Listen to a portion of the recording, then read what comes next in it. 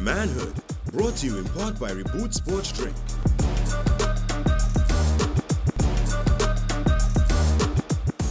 Welcome to another conversation of manhood.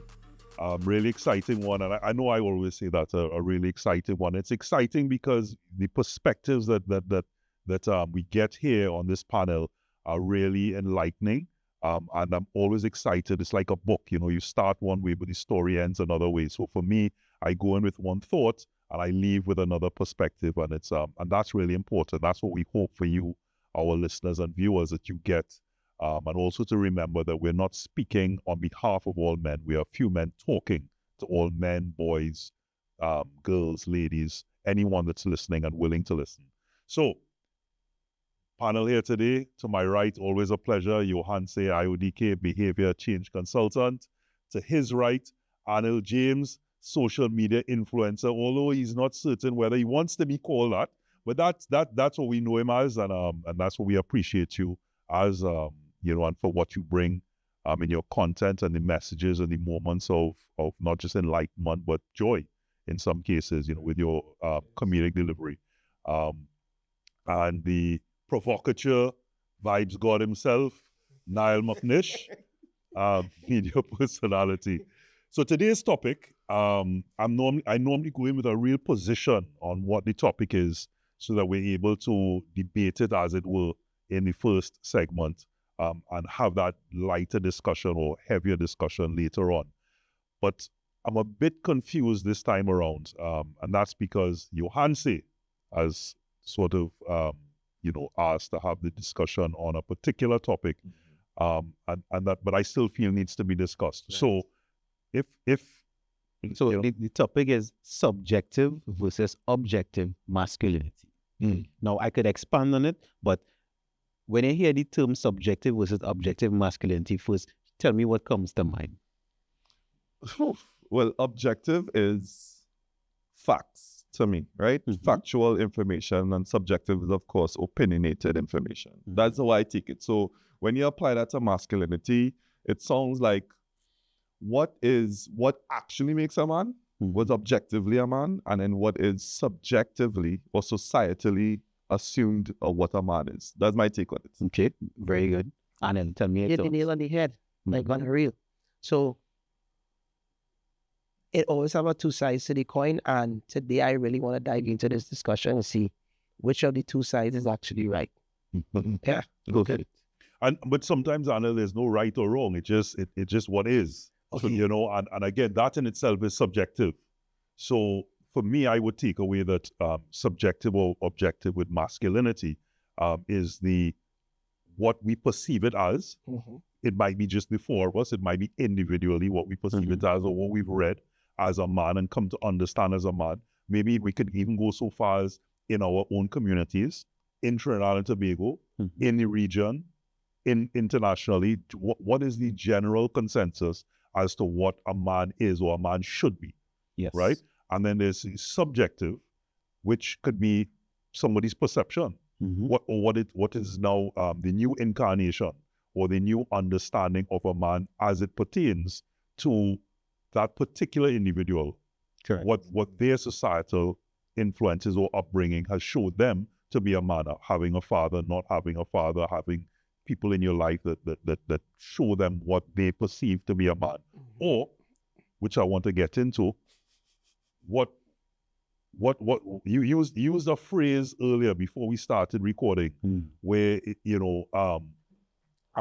where we shift the goalpost. Yeah. So people decide whenever they want to, when it suits them, what a man is or how a man should be. So this actually makes me think about the first episode we did. The first episode of Man Only did, we asked, what is a man? Mm-hmm. We started off defining just what is a man. And we realized that there was a lot of subjective opinions on what a man is, because it depends on what society you're from, what family upbringing, what relationship you're in. And if I remember correctly, the conclusion was a man, the conclusion was a man is somebody who has values, sticks to it. So stick with it. Stick with it. So I mean, our values could all differ. Yep. Right? But it's the ability to stick with it. And I draw that reference because we're living in a world now where there's a lot of optics about what a man should be, whether it is a look, whether it is a personality, a behavior, a trait, and many men, I say including myself, because sometimes when consuming social media, you get a lot of different messages, and then also you have your own opinion, and then you grow up a certain way, and then you see different things. So you even wondering, okay, well, what exactly a man supposed to be? So is this topic coming from a woman's point of view? Because the women today, they have their thoughts of what they think a man should be. Or is it that we as men looking on what we think a man should be? I want to start with us men first, what we think it should be, and then we could go into what we hear women think it should be, because both important. We first have to, I think, should define ourselves before even thinking about a woman or society or whatever. We define ourselves first, but also we have women in our lives, and the women also only have to be wives. It could be what your mother define, your auntie, your granny, all those women that you may be supported in your life, what they think a man should be. Or depends your sexual preference. It could be another male. So, but I want you just to clarify for me a bit more. When we say stick-withedness, right? Now, that in itself, we could be identifying a man as someone who sticks with something. But again, depends on who you're with, could look at you as a punk. Like, I have done this, and you still willing to stay with me as a result of it. I keep doing you this, I'm treating you in all of these other ways, and you still sticking around. Like, how much of are you a man still if it is a get but correct for the entire relationship and any relationship still. And the woman looks at you now and say, what kind of man you is, or what you a real man, and a real man would have never take that. So again, right? Okay, that's a good depth state. Now, when I was thinking stick-to-itiveness, I was thinking first outside of a relationship. Okay. Right? So a man should choose a purpose and then stick to it. So don't matter your profession. So like you say you want to be, like go the typical doctor, lawyer, etc. Or you look at what profession you want, or success or trajectory, and you're able to stick with it. And I'm using that as a but why does that make you a man though? Because a woman, that's just a personality trait. That's just something that's a trait that is an attribute to somebody's a positive attribute and passion and drive, be it a man or a woman. So again, just a pause on that. I like to do the box. What's the box? What's the box? The views and opinions shared on this show are not disclaimer.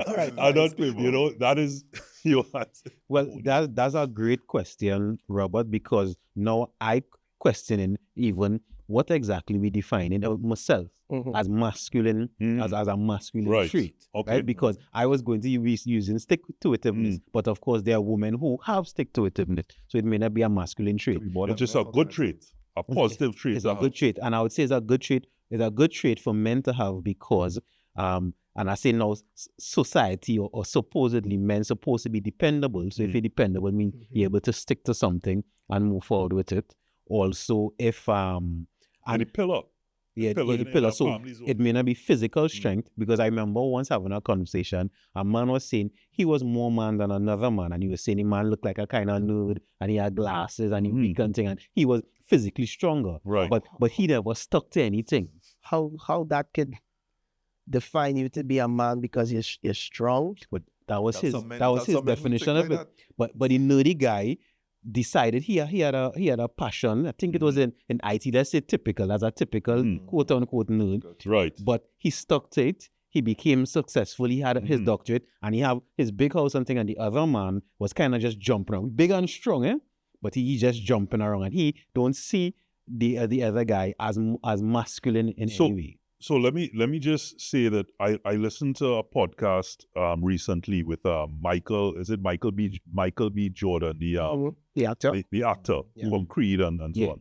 And what he said is, in the earlier years, he spent it grinding. He spent it studying. He spent it studying his craft. He wasn't on, dating and all these other things and buying stuff, wearing one pair of shoes, because he knew where he wanted to get to. Right. Right? So you hear a lot of times about this nerd thing.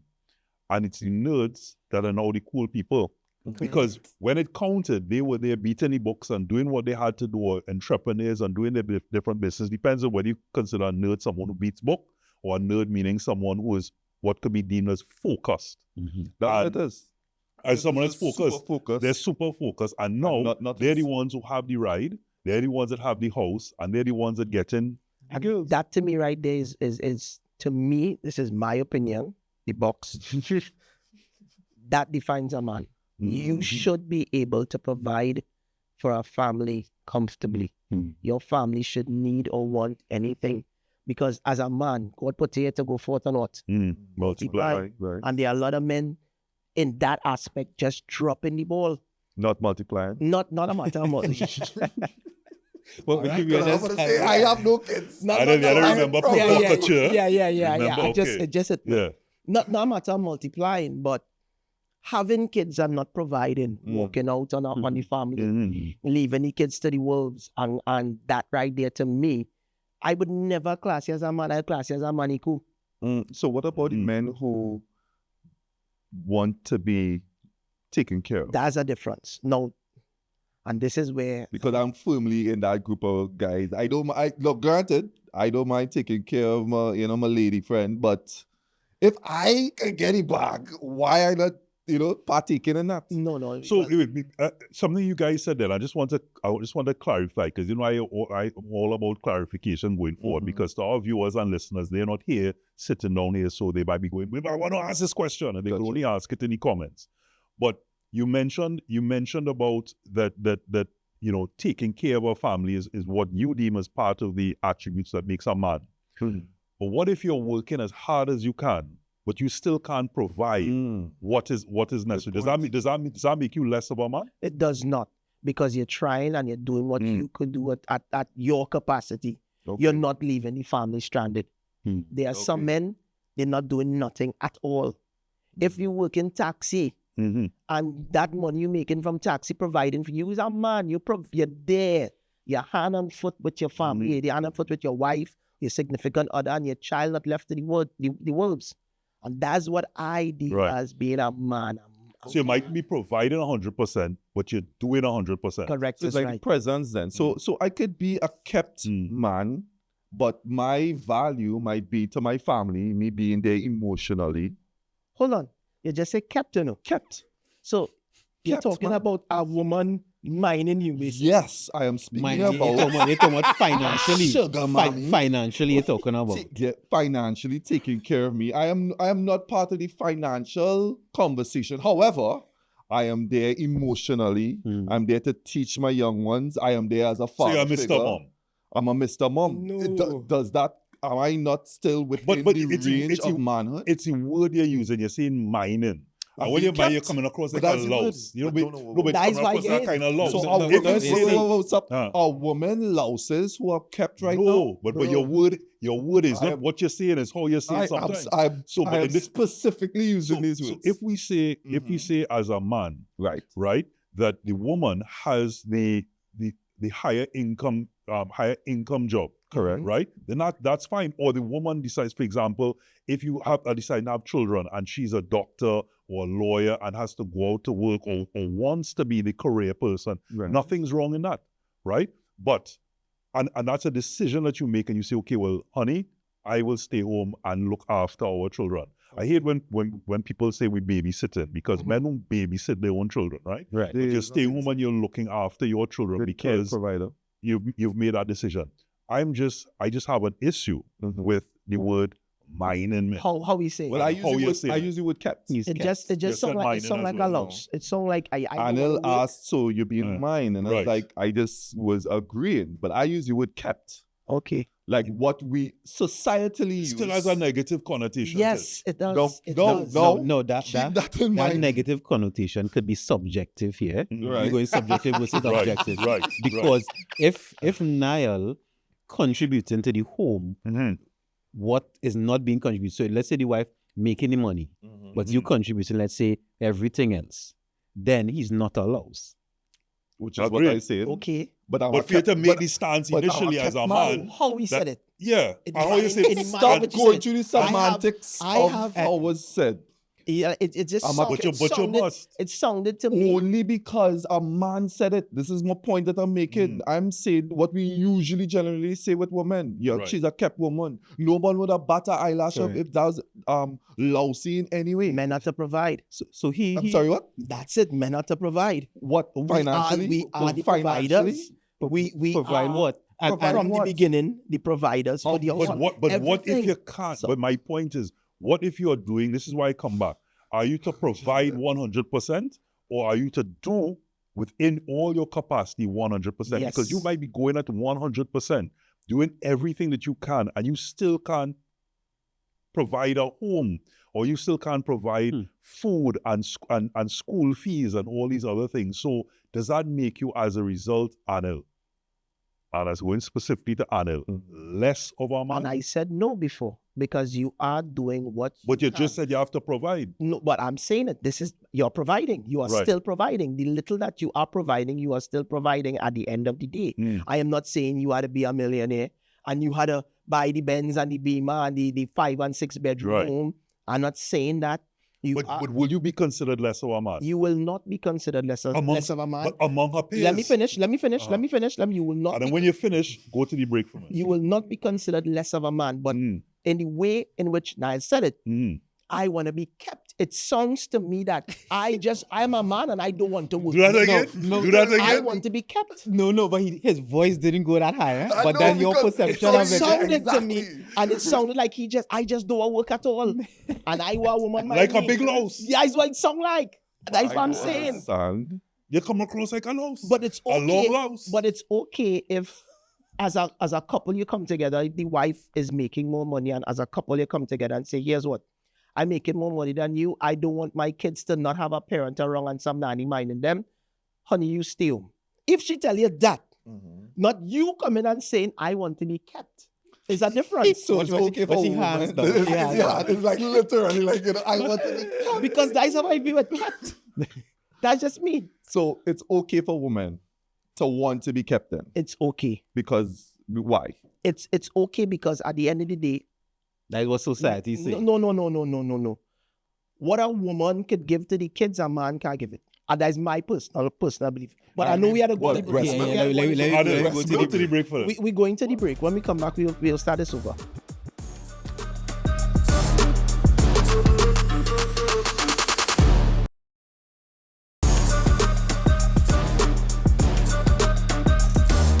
So welcome back to Manhood. Johanse, Anil, Niall. We're talking subjective and objective as it pertains to masculinity. And we got into a lot of really good discussion, some heated discussion, and we're still not very clear on what is subjective and what is objective, or what is it really deemed to be a man.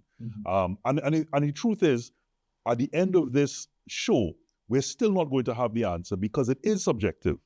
It depends on who you're with, what environment you're in, what community you're in, what country you're in, or whether someone's shifting the goalposts at that point. But what we hope to have a discussion on is maybe a couple key points that we all understand and can all agree on, that what it takes to become a man. And my good partner here, Anil, was talking about being able to provide.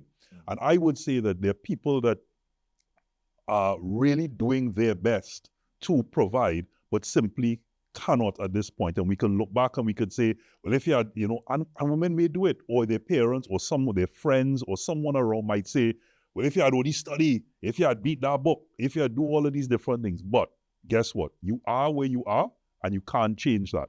So if you're doing 100% at that point to provide, and you're failing at that particular insert, and you're failing by means of you can't pay the mortgage on your own, you can't probably send them to an Ivy League school. So the environment that you're in, because remember, you might be at one level, but your friendships might be at another level. They might be deemed as successful.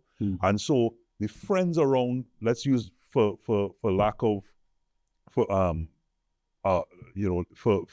analogy purposes, let's use the wife, who then is looking at your partner that might be driving the Range Rover, who might have the boat, who might be able to travel and go to Miami to shop, and then turn around at a point of vulnerability in her environment or in her own insecurities and look at you and say, if you're lucky, look at you and say it, you know, what kind of man you are, or feel that you're less of a man, because she mightn't say it.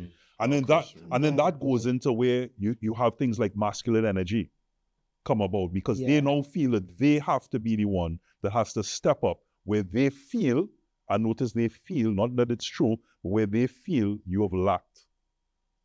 And I used a point that you guys wanted me to bring up on camera. A friend of mine, I would use a whole other country, is in England. And he hooked up with a woman who's wealthy, right? And he's walking around. For you. And he's walking around with her bag and so on now, traveling all over the world. And to her, she's like, okay, well, I have my companion with me, my mate, right? He's fulfilling a purpose. But in his mind, it's not like, okay, well, I'm supporting her. It's, he went in looking for someone who he could be a louse with. Using this word louse. Louse. But He just wants to be kept. Just like what is it? Well, first of all, yes, just like me. I want to be kept. I want someone to take care of me. Do right? you know that women? But financially. However, let me just go back to your I let Anil deal with it. Yeah, no, I have no problem. I don't get full up quick, all right. Because I know it has a space that Anil can't reach now, you understand? You're tall. But I can climb. with your friend, and you mentioned and you said it in a derogatory manner with you holding her bags and stuff, but generally as men, we will be holding our women's bags regardless. Yeah. He just happened to be getting paid for it.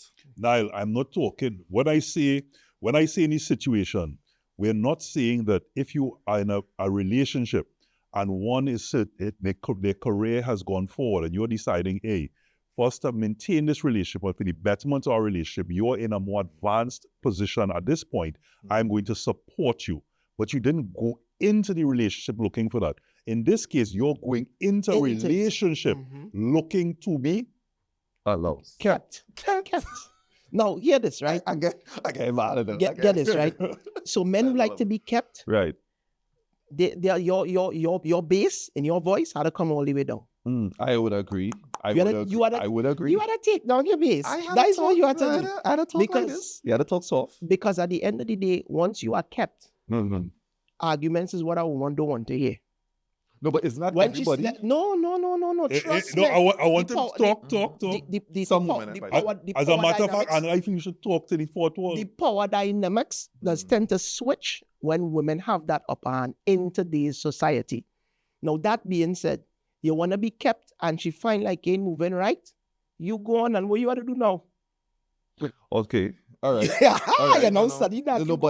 All right. So let's and I know you Auntie staying pretty quiet because you watching our handling this, right? But again, I am on the other side of the coin. Okay. A woman is kept in a household. Does a man want to hear any long talk? No. Not all the time. So almost similar. But not all, what the thing with it Almost is, similar situation. the thing with that is, well, I could talk about my relationship. Me and my wife, we work together across the board. We both contribute to the household. And I don't like to quarrel. No one likes to quarrel. Who does? What I would do, I would tell my wife to stop. And when she calms down, we would then revisit the conversation. Because let's calm down. No, I say stop. Okay. I say, yo, just stop. And when she hear me just say, just stop, she already know I at that point where I cannot have a conversation with you because I am upset, you are upset, two of you yelling, nobody not going to hear anybody. So we will revisit the conversation when tempers cool down. Right. And remembering that the you don't have a problem with one another. It's just the problem is the problem. Yes. Okay. Now, that being said, I know a lot of men, they want to have conversations with the significant other. But in a dynamic like that, even though, yes, a man who's providing, he is the man, he in charge. I know men that reach out to me personally that say, I cannot have a conversation with my woman. What to do, how to get through to them. They just don't know. So in that dynamic, when the woman have the upper hand and she tell you, hush, she don't want to hear you, bye. So still waters run deep. I know my boy here. Yeah, you quiet. Just Give me. All right. So You said some men reach out to you, A right? lot. A lot of men reach out to you. And Niall, and your point was, if the woman is keeping you, right, then you don't really have a say. But I would say no, because I've seen situations where the woman was the main breadwinner. Let's say the man are bringing in nothing, and he's still wearing the pants. He's still telling her what to do. He's still moving like if he is the quote unquote typical They breadwinner. married, right? They married? One of the cases were. Okay. Most of them won't.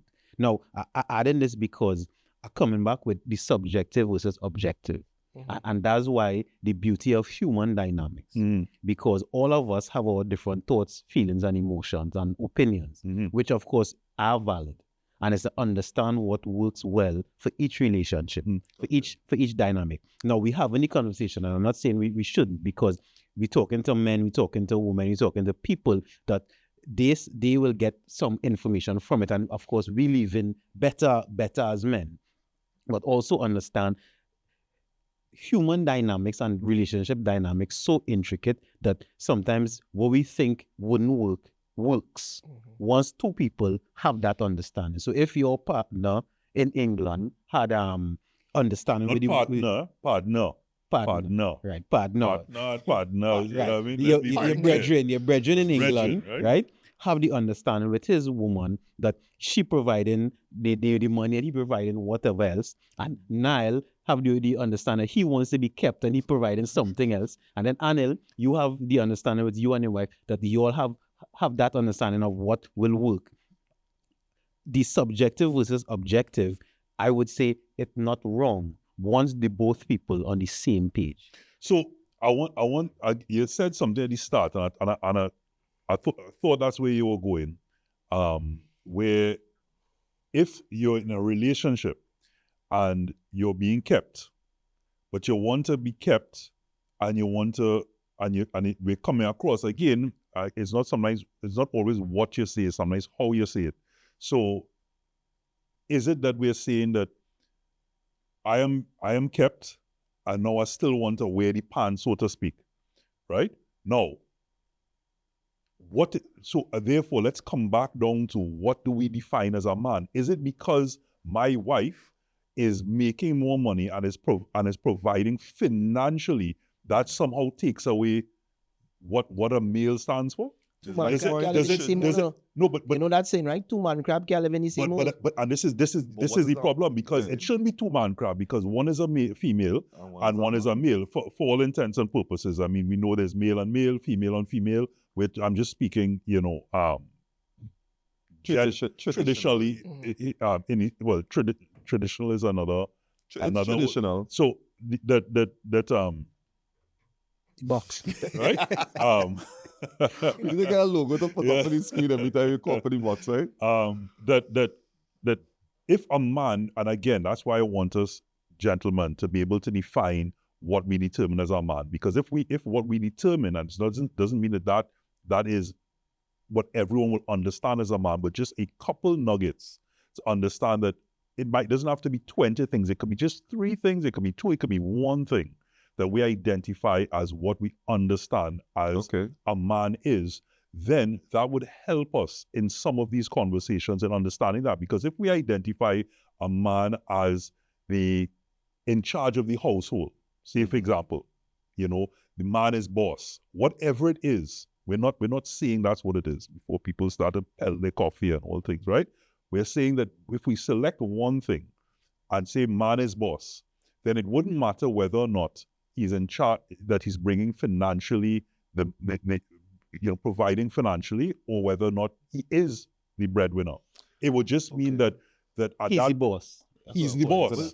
And it can't be that we look and we say that to the outside, somebody's saying, but wait now, yeah, you are the one working, bringing in the money, and he want to tell you what to do in the house.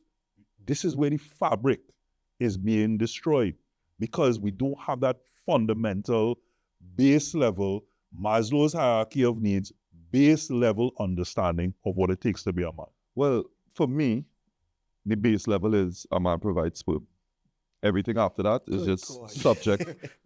Subject to interpretation. Let me put it this way, right? We all from Caribbean households. Yeah. For me, my father was making all the money, but in reality, my mother was who's really in charge. And I feel that all of us have something similar to that. No matter how much money your father was making, your mother's really the boss. Yeah. My grandmother was could the run a boss. household. Yes, a woman's. That's what I was saying. The A woman boss, duty, the yes. person who calling the shots, saying we doing this is what we spending money on. It don't matter who making it. So is my father not the man in the situation? But what I'm asking us is I'm not saying yes, I'm not saying no. I'm asking for us to have an understanding of what are we saying then is a man, because I use man is boss for analogy purposes. But I'm saying to then what can we come up with in this segment that at least allows us to say these 1, 2, 3, or 4 things are what we understand we could. Well, and I'll tell you, in modern day, it's sperm. That's all is left. All right, so we started with the baseline. Come on. With baseline sperm. nothing. So to be a man, Right? is sperm. Right. So Correct. so Tell me, give me an example that a man and a woman separate is different outside of sperm that I can't rebut with. Okay. before Start there. before I go there, Robert, you're asking the definition of a man, but it seems like we're coming from the base of a relationship in relation to a woman. Let's say there's no woman involved, right? Before you're married, before you have a girlfriend, right? Before any of those things, how do we define ourselves as men first? Before having the framework of our woman? So, for me, how you carry about yourself. You don't need to be. You can be facially impaired. I could use that. The put the box too. No, I won't be a really boxer. You can be facially impaired, But but Shabba ranking. yeah, how you dress, how you speak, how you interact with people, how you smell, and you just have to have that confidence and that swag about you. You have some men walking with their shoulders down. That's a confident issue. Women not looking at you as a man, they're looking at you as a man. Cool. Like I wouldn't feel safe with him. Gotcha. But you define general things. You said how you smell, how you speak. Now This is outside of a relationship. but what I'm saying to you is in seeing how you smell, how you First speak. glance. But I want you to break that down. So how you speak is saying, okay, well, how you speak defines a man, but what is that man speak? What is that man smell? So like if you say how I smell, do I sort of smell good? Do I have to smell bad? Do I have to smell, how do I speak? Do I have to speak assertively? Do I have to speak? That's it. Like, you speak. Yeah, but when you speak, when you speak, you have to have a confidence in your tone. You don't. My voice don't have to sound like my voice can't sound like yours. But when you speak, you have a confidence within you that resounds with people. People hear and watch you like, hey, they feel your presence. There are a lot of men will walk in a room and they would not get noticed at all. Now, that does not make them less of a man. But if you look at it from a woman's standpoint, in today's society, they may not look at you as somebody desirable. We don't go from a woman's standpoint. Go from a man's standpoint. All right. So from a man's standpoint, I would not look at you as an alpha. Because men are leaders, natural born leaders. And as a man, you need to lead. So when you walk into a room and you see somebody shoulders down, think, you. But that could have easily been classified as nerds back in our. But I disagree with, because to say, yin and yang, alpha and omega, you must have leaders, you must have followers. If all men were leaders, then who leading who? All men should be leaders because at the end they have to lead your household. So you have to be a leader within your right. Leadership attributes. Nah, so let me do go household because that's still a reference of women. Okay. Let me go. All men should be able to lead themselves. Yeah. So for what let me go does it mean? first. Okay. So even let's use the analogy, you go in a room, right? And I could give you an example. I remember when I was 18, 19 and now get a car and I was going into Moturas in St. James. That's a long time. Right? Right? I was going in Moturas in St. James. And I remember the first time going, I don't know if anybody ever go in there, when you go in there, a lot of there's people. a lot of people. I had a shout. A lot of men. And you had a shout. So at first, I say what I wanted. Nobody take one. I say what I wanted. Nobody take one. And I was speaking standard English too, eh? You're talking with your inside voice. Yeah. Right? But when I say, Correct. Right? Outside voice. Correct. So I use it. You're not only getting it, but you're getting it with a discount. Yeah. Know the thing. So I say not because, so as a leader, first you have to know exactly what you want. So if we starting to define us in defining what is a man, right? A leader is somebody who know at least what they want. So whether you're saying it was that high voice, a low voice or not, if you come in with the confidence, I know I want this bottle. And you come and you say what And you you want. come and you Exactly say, what I was saying. then you could get it. With that assurance, yeah. Yes. I want this. I come for so and so and so and so. Right. So So you could, with that thought, you could take us to the break. So with knowing exactly what I want to take us to the break in this moment.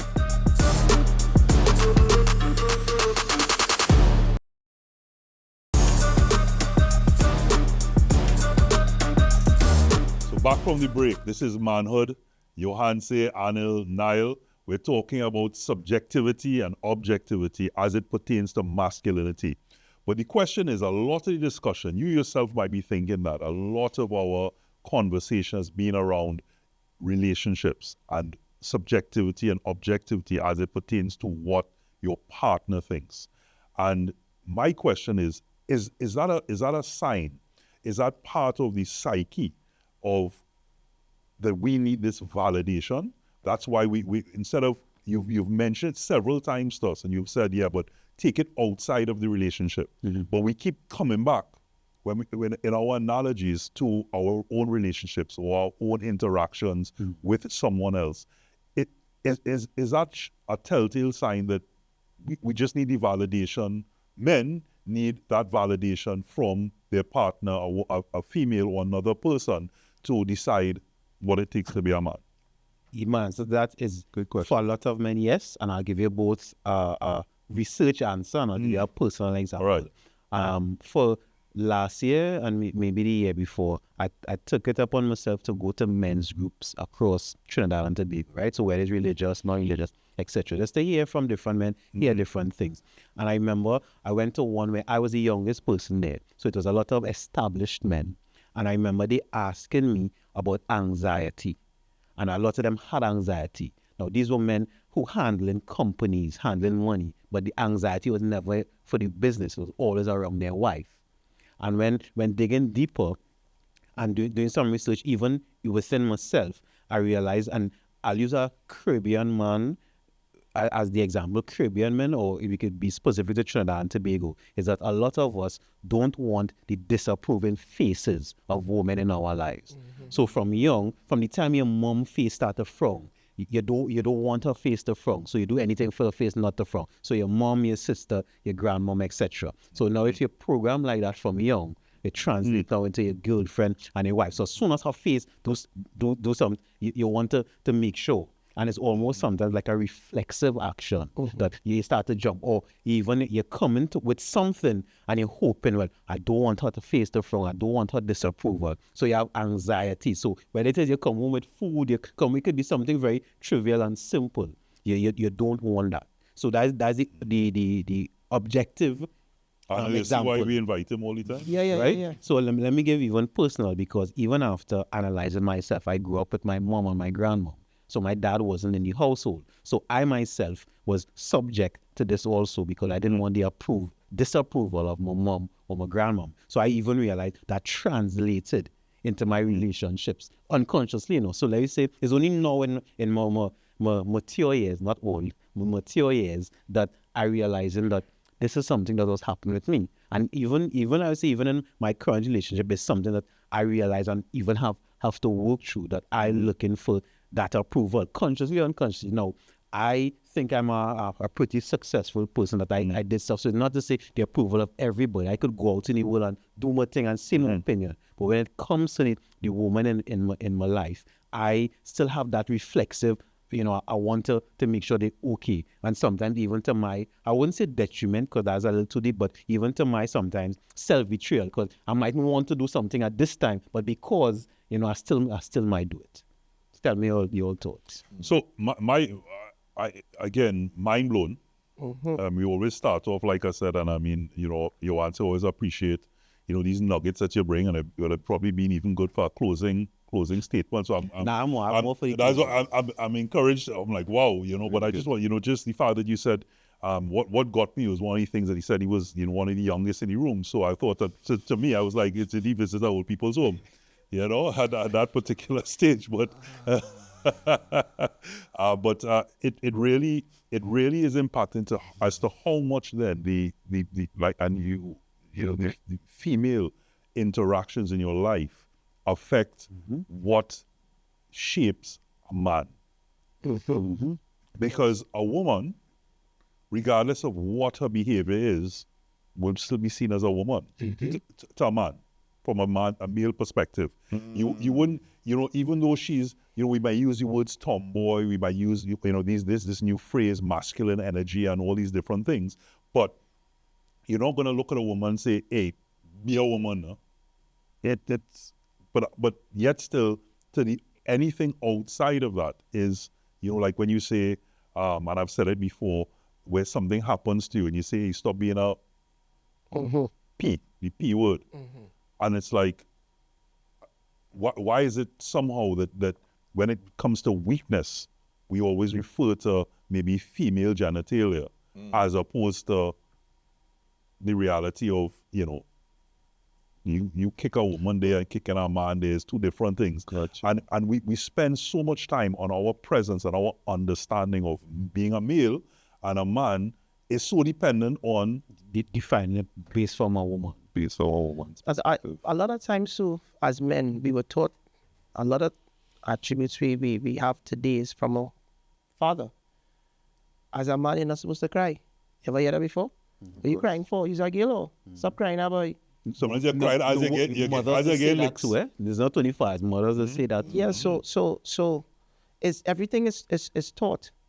So for me, when I think about now, hearing that side of it, because I never, ever looked at it from that standpoint where you came with, just having that anxiety and trying to just not make them cry, not make them smile, not make them cry, sorry. It's mind-blowing to me now, like looking back at my younger years and, the women in my life. Dynamics. How much it has shaped me as a man today.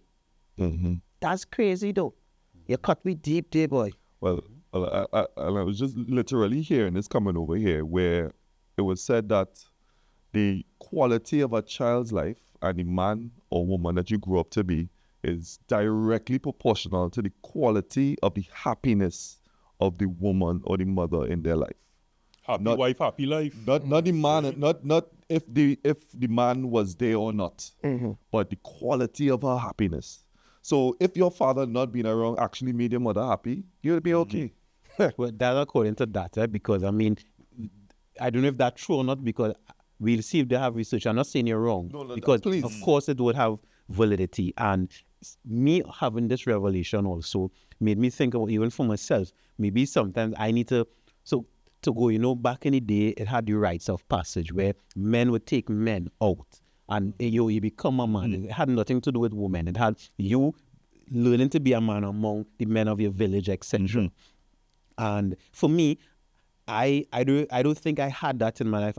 I would say when I went away and studied and I was out there alone, I had to find a way and make my way. But most of us men didn't have the opportunity where men took us to show us how to be a man. It was always also the frame of what a woman might want, what your mom might want, etc., etc. So I thinking for myself, I would like to go somewhere and have that experience to see what it does to me in terms of my change of perspective on masculinity, change of perspective on even who I am, because, and I use the Caribbean male, because a lot of us, we grew up pleasing granny and mommy, right? And therefore a granny and mommy then would, for want of a better word, groom us or train us to then please other women in our lives, versus us understanding who we are as men. Now, who we are as men still could please women, right? But I think all men should have the perspective where we learn it without the influence of women.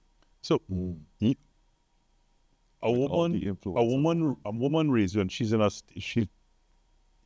extremely happy, right?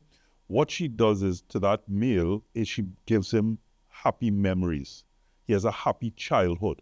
But is he learning to be a man, or does he have a figure in front of him to learn male attributes innately? The answer is no.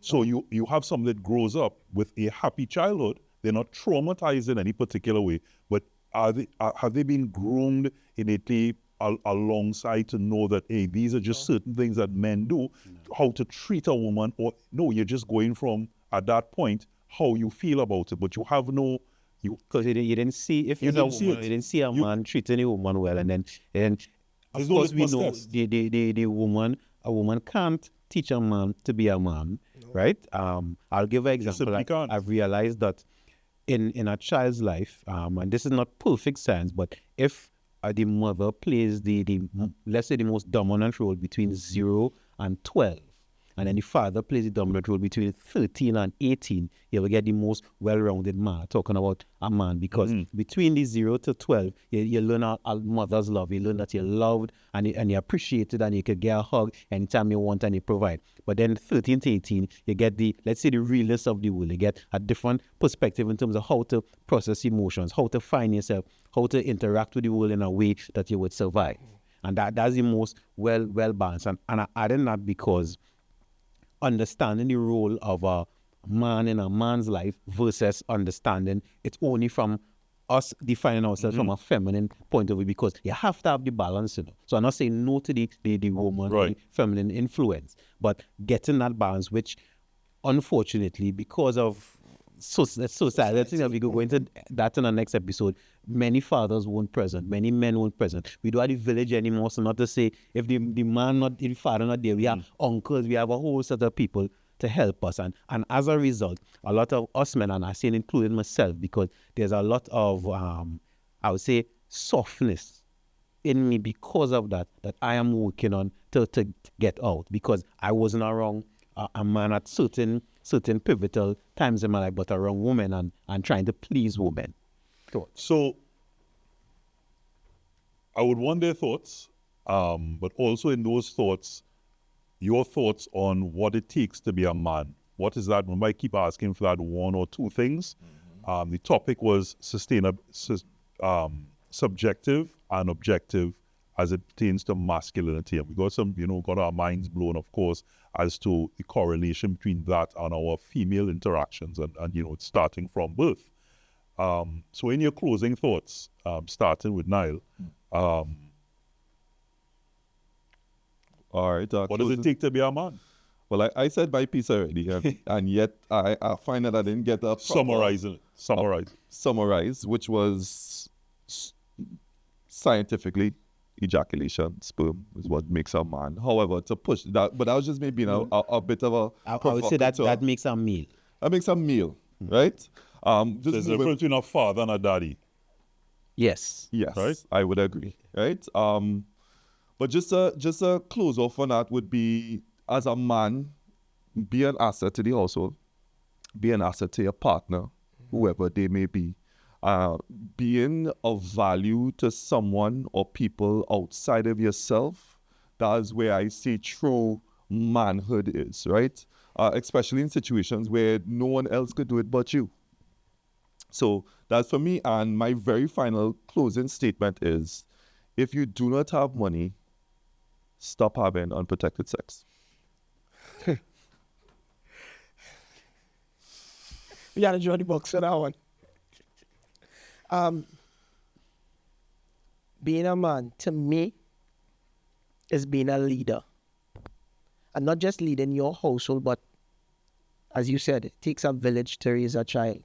And in today's society, there are a lot of young men growing up without fathers and nobody to look to be that example for them. So understanding is not just about you and your household, but being that example for the community. So when we do things like when myself, I can speak for me, when I do things on social media, I try to do things from that standpoint, taking into consideration is kids looking on. I need to be that example for them, teaching them how to have a strong mind. Like recently I lost my front tooth. I had an accident years ago and had crowns and bit a bone recently. Front one came out. Then the other one I had to extract it because it had a cavity, waiting for the gums to heal to do the bridge. And I on social media with no teeth and laughing and smiling. And that is not just because I like to play the fool, is to show them, yo, you could be you. And not to be ashamed. There's nothing to be ashamed of. Once you are sure within yourself, doors would open.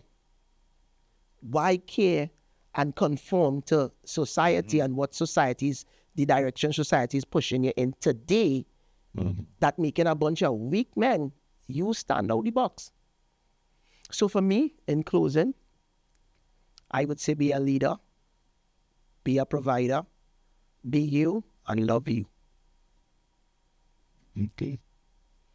So, and sometimes you don't want to go after some people, right? So in this case, I don't want to go after you, Hans, because, you're going to contextualize everything, and then I'll be left going, have a good time on thanks for watching Manhood. Good. But again, I really appreciate, gentlemen, as I say, how we start is not how we finish. And there's a lot in here. We start off with subjective, objective, what it takes to be a man, what we think of, what it means to be a man. And my takeaway, more than anything else, is, and this is going to be a revelation even for myself, that I'm agreeing with Niall in some part, that being a male, being a man, the only real thing that determines a man is the fact that the biological makeup. Because outside of that, we're talking about being human. Yeah. What it means to be human. So using all the words of leadership, using all the words of being kind, all of the different references that we made, it's simply being human. So being a man, to me, if you are a man biologically, what you need to then be doing is to dig in and reconnect with the humanity that's within you. Reconnect with things like leadership, reconnect with kindness, reconnect with doing the right thing. And the thing is, we know what the right thing is. Even when we're doing the wrong thing, we know what the right thing would have been. Because there's that little, Jiminy Cricket on our shoulders. There's that conscience that tells you, hey, this is, what I'm doing doesn't, you can't tell me it's feeling good unless you're a sociopath. And so being a man is simply being a man, doing the right thing. Being a man. Being human. Being a man. Being a man. That one thing. I mean, you guys have said it best. There's not a lot to add. And what I can't add, I know your auntie is gonna add value. So, All right. One, Anil, thank you. Right, I appreciate you being here, and I appreciate every guest we have, because every time we come here, I think for me personally, I leave a better man. And then the more diverse men we have, you learn even more. And I'm adding the importance of manhood and the importance of even men just meeting and having conversations like these. And what I would say coming out of this conversation for what makes a man is, I would go with internal versus external locus of control. So don't let things outside control who you are. Let who you are come from inside. Yes, you would learn something from other people. You must learn from others, right? But essentially, don't live your life to please others versus living your life to please yourself. So when you look back, you could say, yeah, boy, I'm proud of who I am. I'm proud of who I want to be. And I think that's what makes a man. So there you have it. So when you're saying, I's a man, are you a good man or are you a bad man? And you've heard it all here today on Manhood. So, Johanse, Anil, Niall, thanks once again. Subjective, objective, be a man. Be a man.